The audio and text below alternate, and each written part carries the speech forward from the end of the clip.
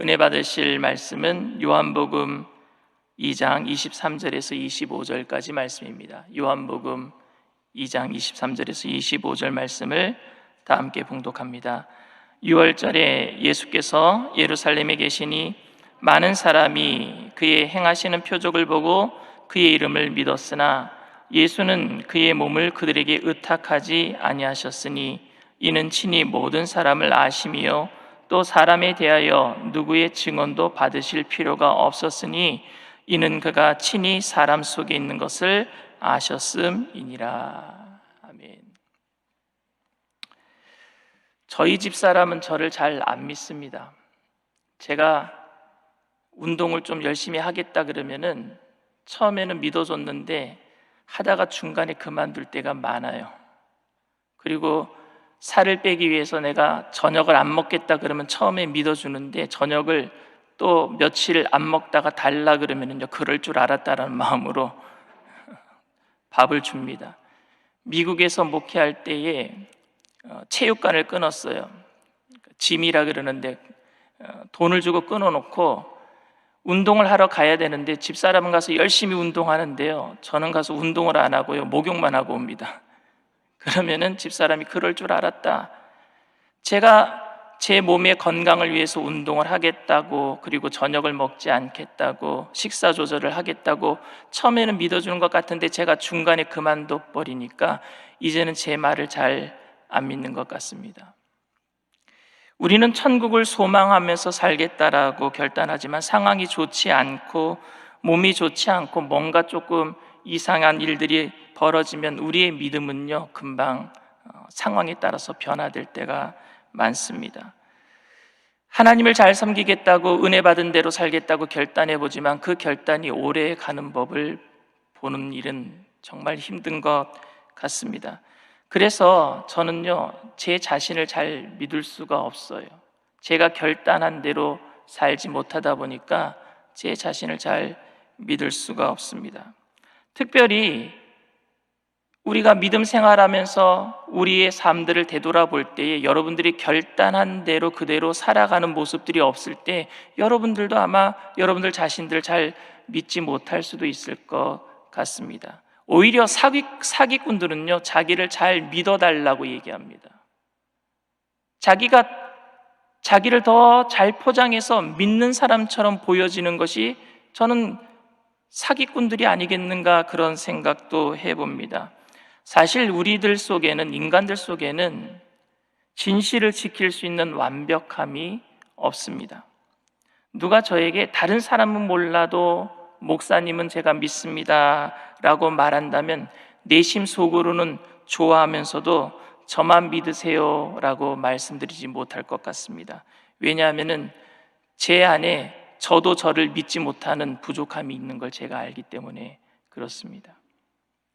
오늘 본문에 보면은요, 예수님께서는 제자들을 믿지 않으셨다라고 말씀하고 있습니다.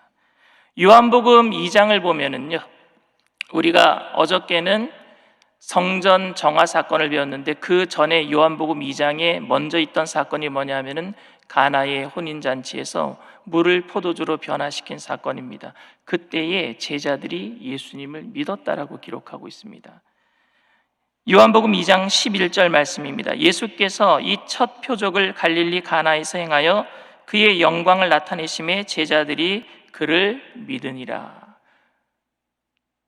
첫 번째 기적을 볼 때에 이분이 정말 메시아가 맞구나, 제자들은 그분을 믿었다라고 기록하고 있습니다. 그리고 어저께 배웠던 예루살렘 성전 정화 사건을 통해서 감히 종교 지도자들에게 아무도 이야기할 수 없었던 부분들, 예수님은 상을 둘러 엎으시고 돈 바꾸고 비둘기 팔고 동물들을 파는 그 장사하는 사람들을 내어 쫓으시고 너희들이 한번 성전을 허물어 봐라, 내가 3일 만에 일으키리라 라고 당당하게 말씀하시는 모습을 보면서 예수님의 용기와 담력을 보면서 우리가 이분만 따라가면 되겠구나 라고 믿었단 말입니다. 제자들은 힘 있는 예수님의 모습을 보면서 이분이 정말로 이 이스라엘의 왕이 되시겠구나 믿었단 말입니다. 그런데 그들의 믿음은 진실한 것이었지만 막연한 것이기도 했습니다. 왜냐하면요, 예수님께서 오늘 요한복음을 기록한 요한이 예수님이 십자가에 죽으신 이후에 부활하신 후에야 그것을 알게 되었다, 믿게 되었다, 이렇게 기록합니다. 22절 말씀입니다. 죽은 자 가운데서 살아나신 후에야 제자들이 이 말씀하신 것을 기억하고 성경과 예수께서 하신 말씀을 믿었더라. 그러니까 그 전까지 믿었던 것은 사실 결단은 했지만 믿지 못했던, 진실함은 있었지만 그 결단을 지속할 수 없었던 부족한 믿음이었던 것 같았습니다. 어쨌든지 간에 예수님이 죽으신 다음에 부활하신 후에야 그것을 믿게 되었다라는 말씀은 그때까지는 좀 막연하게 믿었던 것 같습니다.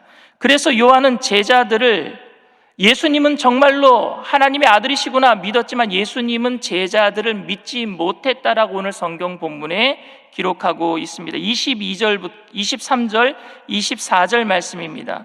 6월절에 예수께서 예루살렘에 계시니 많은 사람이 그의 행하시는 표적을 보고 그의 이름을 믿었으나 예수는 그의 몸을 그들에게 의탁하지 아니하셨으니 이는 친히 모든 사람을 아심이요 그랬어요. 오늘 본문에 쓰인 헬라어 믿다와 의탁하다라는 말은요, 피스티오라고 하는 같은 단어예요. 믿다라는 의미입니다. 그들은 예수님을 믿었는데 예수님은 그들에게 의탁하지 않았다. 이 얘기는 뭐냐? 예수님은 그 제자들을 믿지 않았다라는 말입니다. 오늘 제가 말씀 제목을 이야기를 안 했는데 오늘 말씀 제목은 예수님은 우리를 믿지 않으십니다. 예수님은 우리를 믿지 않으셔요. 좀 섭섭한 말씀 제목 같죠? 제자들을 믿지 않았대요. 왜 예수님은 제자들을 믿지 못했을까요? 제자들은 예수님을 믿었는데 예수님은 제자들을 믿지 않았다라고 얘기하십니다. 예수님께서 제자들에게 의탁하지 않으셨다라는 말은 무엇을 의미합니까? 하나님의 아들이시니까 인간들이 대접해 주는 것을 별거 아니라고 생각한 겁니까? 이 얘기는 그런 의미가 아니라 제자들을 신뢰하지 않았다는 얘기입니다. 말 그대로예요. 제자들을 신뢰하지 않은 거예요. 24절, 25절 말씀입니다. 왜 신뢰하지 않았는지에 대한 이유가 여기에 나와 있어요. 24절, 25절 말씀이에요. 예수는 그의 몸을 그들에게 의탁하지 아니하셨으니 이는 친히 모든 사람을 아심이요 또 사람에 대하여 누구의 증언도 받으실 필요가 없었으니 이는 그가 친히 사람의 속에 있는 것을 아셨습니다. 사람을 믿지 않았던 이유가 뭐냐면요, 사람 속에 있는 것을 아셨기 때문에 믿지 않으셨대요. 사람 속에 있는 것이 여러분 무엇이겠습니까? 바로 간사함과 사악함이에요. 우리 안에는 이 간사함과 사악함이 얼마나 많은지 모릅니다. 예레미야 선지자는 만물보다 심히 부패한 것이 사람의 마음이라 그랬어요. 예레미야 17장 9절 말씀입니다. 만물보다 거짓되고 심히 부패한 것은 마음이라 누가 능히 이를 알리오마는. 예수님께서도 입으로 들어가는 것이 더러운 것이 아니라 이 속에서 나오는 것이, 입에서 나오는 것이 더럽다 그랬어요. 왜? 마음속에 사악하고 죄악된 것이 있으니까 이 속에서 나오는 것이 더럽단 말입니다. 마태복음 15장 11절 말씀입니다. 입으로 들어가는 것이 사람을 더럽게 하는 것이 아니라 입에서 나오는 그것이 사람을 더럽게 하는 것이니라. 우리 마음에 탐심, 이기심, 미움과 분냄, 다툼, 지극히 이기적인 것으로 우리 마음에 다 가득 차 있습니다. 여러분, 이런 인간들을 주님께서 어떻게 믿으실 수 있겠습니까? 어떻게 신뢰할 수 있겠습니까? 은혜 받았다라고 하는 사람들이, 생명까지 드리겠다라고 결단한 우리들이 그것을 영원히 지속할 수 있는 사람이 누가 있겠습니까? 은혜 받은 사람들을 보면서 우리는 속으로 이런 얘기를 합니다. 3일 가나 보자, 1년 가나 보자. 그런데 그런 부정적인 말들은 왜 그렇게 잘 들어맞는지요? 얼마 가지 않아 은혜 받은 사람이요, 은혜 다 쏟아버리고 원래 상태로 돌아가는 모습들을 우리는 얼마나 많이 봐오지 않았습니까? 여러분들이 정말 목사를 믿을 수 있습니까? 목사에게 실망하고 상처받은 사람이 얼마나 많은데요. 교인들이 떠나가는 이유 중에, 이민교회에서 교회가 망가지는 이유 중에 목사 때문에 교인들이 떠나가고 목사 때문에 교회가 망가지는 일들이 너무 많습니다. 저는 저 자신을 돌아보아도 저를 믿을 수가 없어요. 제 안의 교만함, 욕심, 상황에 따라 흔들리는 모습을 보면서 성도님들이 저를 의지하면은요 더 무서워집니다. 왜냐하면은요 혹시 제가 잘못해서 그분들에게 상처를 줄까 봐. 그런데 요한은 왜 예수님께서 사람을 못 믿으시겠다라는 사실을 꼭 성경에 이렇게 기록해야만 했을까요? 안 그래도 제 자신이 너무 믿지 못할 사람이란 거 알고 있는데 아픈 사람 더 꼬집는 말처럼 그렇게 기록한 것 같습니다. 주님께서 이 말씀을 하신 이 의미는 알겠는데 왜 이걸 꼭 복음서에 의도적으로 이렇게 기록해 놓으셨을까? 굳이 그 이유를 찾는다면 첫째로 제자들의 고백이 불완전한 것이기 때문에 진실된 고백인지 한 번 더 묻고 있는 겁니다. 네가 한 고백이 정말로 진실된 것이니? 입술만의 고백이 아닌 진실된 행동으로 할 수 있는 그런 고백을 하고 있는 것이니? 라고 묻고 있는 거예요. 베드로는요 예수님을 진실되게 고백해 놓고 살아계신 하나님의 아들이십니다라고 고백해 놓고 그 고백이 진실된 고백이었음에도 불구하고 그는 닭이 울기 전에 예수님을 3번 부인하고 말았어요. 그러니까 그런 고백을 하는 우리들에게 너 그 고백 정말 진실되니? 하고 다시 한번 체크해 보라는 이야기예요. 그리고 오늘 이 요한복음을 기록하고 있는 요한도 예수님께 가장 사랑을 받았던, 예수님의 품 안에서 밥을 먹었던 그런 제자임에도 불구하고 예수님께서 겟세마네 동산에서 잡혀가실 때에 옷을 던져버리고 벌거벗고 도망간 사람이 바로 이 요한입니다. 그러니 그 고백이 진실되니? 자기 자신에게 지금 묻고 있는 거예요.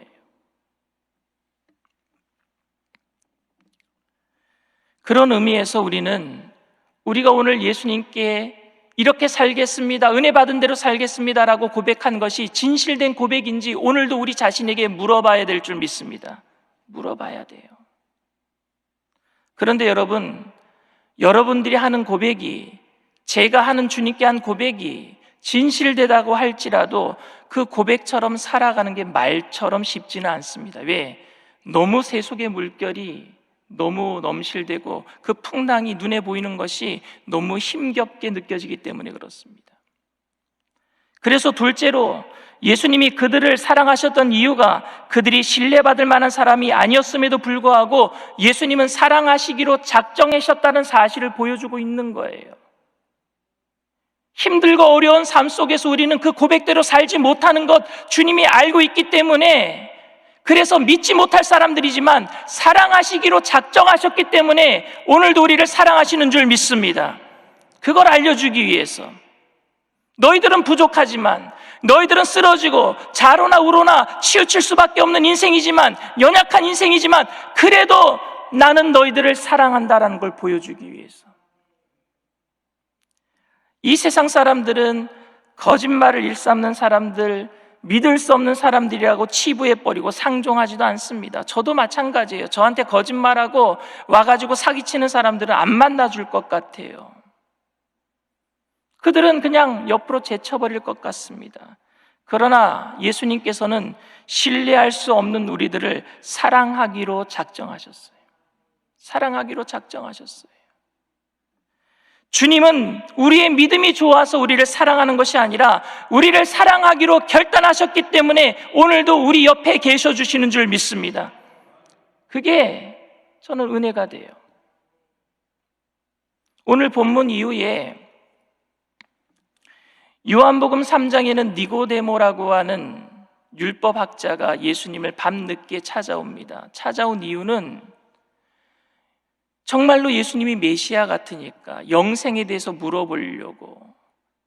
그런데 예수님이 네가 거듭나야 되겠다라고 얘기합니다. 그러니까 니고데모가 뭐라고 얘기하느냐면, 내가 다시 나이가 많은데 어머니 뱃속에 들어갔다 나와야 되겠습니까? 정말 답답한 이야기를 하고 있는 거예요. 예수님은 정말로 영적인 진리를 알려주고 있는데 이 율법학자라고 하는 니고데모는요 그 말 뜻을 못 알아듣고 인간적인 대답을 하고 있어요. 그런 대답을 하면은요 저는 답답할 것 같아요. 제가 만약에 예수님이라면 뭐 이런 사람이 다 있지. 근데 예수님은요 니고데모를 계속 사랑으로 대화로 이끌어가서 결국에 니고데모는요 나중에 성경에 보면요 니고데모가 변화돼요. 그리고 요한복음 4장에는요 수가성 우물가의 여인의 이야기가 나와 있습니다. 일부러 예수님께서는요 사마리아 땅으로 가신 거예요. 누구를 만나기 위해서요? 이 수가성 여인을 만나주기 위해서 일부러 길을 돌려서 이스라엘 백성들이 유대인들이 잘 가지 않는 그 사마리아 땅으로 들어갑니다. 들어가서 그리고 그 우물가에서 여인을 만나주셔요. 근데 여인이 예수님께서 물을 달라 그러니까는 당신과 나는 상관이 없는 사람입니다. 당신은 유대인이고 나는 사마리아 사람인데 그래도 물을 달라고 하니까 예수님께서 그 사람이 이미 남편이 5이나 있는 것 아시고 그리고 6번째 남편이랑 사는 것을 아시고 그 여자에게 내가 주는 물을 먹는 날은 너는 영원히 목마르지 아니하리라. 그러니까 이 여자는요 세속적으로 생각합니다. 그런 물이 있으면 나 좀 주세요. 내가 여기에 물 좀 안 길러 나오게 창피해서 못 살겠어요. 남들 물 길러 나오지 않는 시간마다 내가 나오는 물 길러 나오는 거 이거 너무너무 힘들어요. 그러니까 그런 물 있으면 나 좀 주세요. 정말 답답한 얘기를 합니다. 그런데 예수님은요 그를 미워하지 않으셔요. 끝까지 품어주세요. 사랑으로. 결국에 그 여자는 예수님을 만나고 물동이를 집어던지고 동네로 달려나가면서 와 봐라 내가 메시아를 만났다 외치지 않습니까? 또 요한복음 5장에는 어떤 이야기가 기록되어 있느냐 하면은요 38년 된 베데스다 연못가의 병자의 이야기가 나와요. 그 38년 된 병자가요 예수님 와서 저 좀 치료해 주세요라고 기도한 적이 없어요. 오히려 예수님께서 그 베데스다 연못가를 지나가고 계시는데 38년 된 병자는요 예수님을 쳐다보지도 않습니다. 뭘 쳐다보느냐? 베데스다 연못가만 쳐다봐요. 물이 동하기를. 여러분 예수님이 오시면은요 연못가는 필요 없어요. 예수님께서 우리의 모든 삶의 문제를 해결해 주실 줄 믿습니다. 그런데 오늘도 우리는요 베데스다라는 전설을 붙잡고 살아가요. 예수님이 오셨는데도 38년 된 병자는 연못을 쳐다보느라고 예수님을 쳐다볼 수가 없어요. 그런데 예수님이 38년 된 병자에게 갑니다. 가셔서 묻습니다. 네가 낫고자 하느냐? 근데 38년 된 병자가 뭐라고 얘기하느냐 하면은요 네 낫고자 원합니다 이 얘기를 안 해요. 나를 못에 넣어줄 사람이 없는 거로 이 얘기를 해요. 동문서답을 합니다. 물이 동할 때 나를 못에 넣어줄 사람이 없다니까요. 아니 낫겠습니다. 나 좀 고쳐주세요. 이러면 좋지 않겠습니까? 근데 예수님이 오셨는데도 예수님 바라보지도 않고 예수님이 병 고쳐주시겠다고 말씀하시는데도 다른 얘기하고 있어요. 그런데 예수님은 그를 고쳐주셔요. 예수님은 그를 사랑하기로 작정하셨기 때문에. 이런 이야기가 연속해서 요한복음에 계속 기록되어 있는 이유는 예수님께서 우리의 믿음 때문에 우리에게 영생을 주시고 우리의 믿음 때문에 우리의 병을 고쳐주시는 것이 아니라 그들의 믿음이 없고 그들의 행동이 불완전한다고 할지라도 예수님께서는 그들을 사랑하시겠다고 작정하셨기 때문에 영생을 주시고 우리를 고쳐주시는 줄 믿습니다. 그게 은혜가 된단 말입니다. 사람들이 저를 믿지 못하겠다고 한다면 저는 상처를 받을 것 같아요. 다른 사람은 몰라도 목사님만은 믿겠다라고 한다면 저는 용기를 얻을 수 있을 것 같습니다. 그리고 하나님께서 다른 사람은 몰라도 강 목사 내가 너를 사랑해 라고 말씀하시면 저는 정말 용기가 많이 날 것 같아요. 그런데 하나님께서 저를 믿지 못하겠다라는 말씀이 저는 더 은혜가 됩니다. 하나님께서 제자들을 믿지 못하겠다라는 말씀이 저는 더 은혜가 됩니다. 왜냐하면은요, 저는 잘못할 수밖에 없는 사람이니까. 우리들은 또 실수할 수밖에 없는 사람들이니까요. 그럼에도 불구하고 우리를 용납해 주시고 우리를 사랑해 주시는 그 하나님의 사랑이 더 큰 은혜가 되는 줄 믿습니다. 내가 잘해서 사랑해 주는 것이 아니라 못해도 사랑해 주시는 그 하나님의 은혜 말입니다. 제자들은 예수님을 3년을 따라다녔어도 주님을 이해하지 못했습니다. 그러나 예수님은 그럼에도 불구하고 그들을 사랑하셨어요. 끝까지 사랑하셨어요. 돌아가시기 바로 전날 밤까지 제자들은 이해하지 못하고 서로 예수님이 발을 씻겨줌에도 불구하고 서로 큰 자리 차지하려고 하는 그런 싸움을 벌이는 사람들이 바로 제자들이었습니다. 그런데 그들의 불완전한 믿음에도 불구하고 주님은 그들을 사랑하셨어요. 끝까지 사랑하셨어요. 여러분, 부모님의 사랑 그리고 자식이 부모님을 사랑하는 것은 좀 차원이 틀립니다. 부모의 사랑에 자식은 별로 감동을 안 합니다. 그런데 자식이 자그마한 것 하나 배려를 해주면은요, 부모는 크게 그 자식 때문에 감동을 합니다. 저는 하나님의 사랑이 부모님의 사랑의 원천이라고 생각을 합니다. 그저 아이가 작게 사랑해 주는 거 하나 때문에 하나님은 너무너무 좋아하실 것 같아요. 그런데 부모님은요, 그 자식의 사랑에 의존하지 않습니다. 자식이 나를 사랑하든지 사랑하지 않든지 부모는 자식을 사랑하기로 결단했단 말입니다. 근데 우리가 작게 하나 해준 것 때문에 하나님은 기뻐하신다니까요. 근데 그것 때문에 하나님은 의존하진 않으셔요. 무조건 사랑하신단 말입니다. 그런데 자식들은요, 부모가 그렇게 사랑해줘도 그 사랑에 큰 감동을 느끼지 못하는 것 같아요. 하나님은 우리의 믿음을 귀히 보시기로 결정하셨어요. 자그마한 것 하나라도 귀히 보시기로 작정하셨단 말입니다. 그것은 우리의 믿음이 귀하기 때문에 아니에요. 우리의 믿음이 뭔가 하나님을 감동시켜드렸기 때문이 아니에요. 우리의 믿음이 크고 놀라운 믿음으로 자라났기 때문이 아닙니다. 아주 작은 것, 미약한 것 하나에도 하나님은 너무 기뻐하셔요. 왜? 우리가 자식이기 때문에. 그런데 우리는요, 그것이 무언가 우리가 잘했기 때문에 하나님께서 기뻐하시는 줄 알고 우리의 공적을 내세울 때가 많아요. 우리가 무엇인가 하나님께 대단히 해드린 것처럼 착각할 때가 많습니다. 아니요, 주님이 우리를 사랑하시기 때문인 줄 믿습니다. 그렇기 때문에 여러분, 예배는 자유와 은혜와 감격이 넘쳐나야 돼요. 그렇게 사랑해 주신 하나님의 은혜에 감격하는 마음으로 예배드려야 될 줄 믿습니다. 예배는 내가 예배를 안 드리면 벌 받기 때문에 율법적으로 드리는 건 예배가 아니에요. 예배는 하나님이 나를 사랑하시기로 작정하셨다라는 사실을 알고 그 사랑을 입은 사람들이 감격함으로 나와서 주님 앞에 드리는 거예요. 우리의 상황이 변할 때마다 몇 번이고 바뀌는 우리의 변덕스러움에도 끝까지 우리를 놓지 아니하시고 끝까지 우리를 사랑해 주시는 그 주님 앞에 기쁨으로 날마다 예배로, 삶의 자리에서도 그 예배로 나아가는 저와 여러분들 다 되시기를 주님의 이름으로 축원을 드립니다. 사랑과 은혜가 풍성하신 좋으신 하나님 아버지, 하나님의 은혜를 감사를 드립니다. 우리의 변덕스러움에도, 우리의 연약함에도, 우리의 실수에도 주님은 그 사랑이 변치 아니하시고 날마다 일정하게 우리에게 그 사랑을 공급해 주심에 감사를 드립니다.